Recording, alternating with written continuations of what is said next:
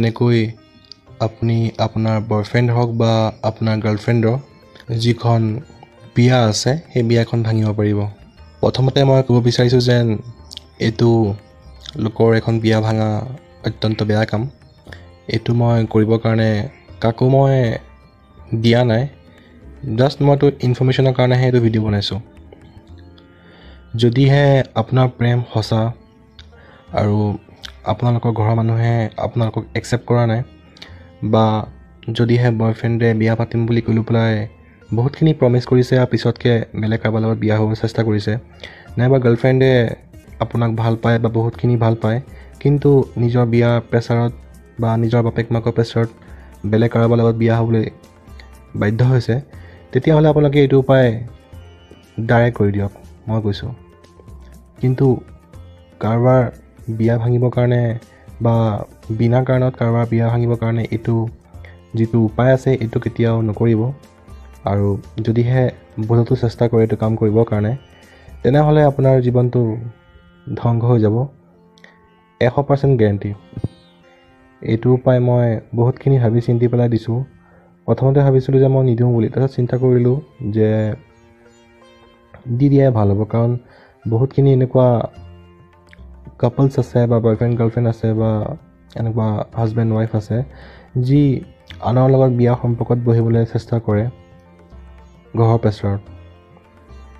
তেতিয়াহ'লে আপোনালোকে এইটো উপায় কৰিব পাৰে। যদিহে আপোনাৰ বয়ফ্ৰেণ্ডে আপোনাক বহুতখিনি প্ৰমিছ কৰি বহুতখিনি সপোন দেখুৱাই পেলাই যদি আন কাৰোবাৰ লগত বিয়া হ'ব ধৰিছে বা বিয়া পাতিব ধৰিছে, বা আপোনাৰ বয়ফ্ৰেণ্ডে ঘৰৰ বাপেক মাকৰ প্ৰেছাৰত আপোনাক বিয়া নাপাতি আন কাৰোবাক বিয়া পাতিব ধৰিছে, তেতিয়াহ'লে আপুনি নিজৰ বয়ফ্ৰেণ্ডটোৰ ওপৰত এইটো কাম কৰিব পাৰে। আৰু যদিহে গাৰ্লফ্ৰেণ্ডে আপোনাক বহুতখিনি আশা দি বহুতখিনি প্ৰমিছ কৰি বেলেগ কাৰোবাৰ লগত বিয়া হ'ব বিচাৰিছে, নাইবা গাৰ্লফ্ৰেণ্ডৰ বাপেক মাকৰ প্ৰেছাৰত যদিহে তাই আপোনাক এৰি পেলাই আন কাৰোবাৰ লগত বিয়া হ'ব বিচাৰিছে, তেতিয়াহ'লে আপোনালোকে এইটো উপায় কৰক। আপুনি যাৰ ওপৰত এইটো উপায় কৰিব, তাহাঁতৰ বিয়াখন 10 দিনৰ ভিতৰতে ভাঙি যাব। তাহাঁতৰ বিয়াখন 10 দিনৰ ভিতৰতে সম্পূৰ্ণৰূপে ভাঙি যাব। কিন্তু মই আকৌ কৈছোঁ, এইটো উপায় কৰাৰ আগতে বহুতখিনি ভাবি চিন্তি কৰিব, যাতে পিছতকৈ যাতে আপোনাৰ কোনো প্ৰব্লেম নহয়। তে আহোঁ মই উপায়টো কৈছোঁ শুনক। এইটো উপায় কৰিব লাগিব শনিবাৰে। মই কৈছোঁ বহী এখন কাগজ এখন বা পেন এটা লৈ লওক। এইটো উপায় আৰম্ভ কৰিব লাগিব আপোনালোকে শনিবাৰে, আৰু সম্পূৰ্ণ 10টা দিন কণ্টিনিউ কৰিব লাগিব। শনিবাৰে মধ্যৰাত্ৰিৰ পৰা আৰম্ভ কৰিব লাগিব। মধ্যৰাত্ৰি মানে হৈছে 12টাৰ পাছত কৰিব লাগিব। কি আপোনালোকে এটা নেমু ল'ব লাগিব। নেমুটো গোল নেমু লাগিব, গোল নেমু লাগিব, আৰু নেমুটোত কোনো যাতে দাগ নাথাকে, একেবাৰে সম্পূৰ্ণ ভাল নেমু এটা ল'ব, যাত কোনো দাগ নাথাকে, সম্পূৰ্ণ ফ্ৰেছ নেমু এটা ল'ব।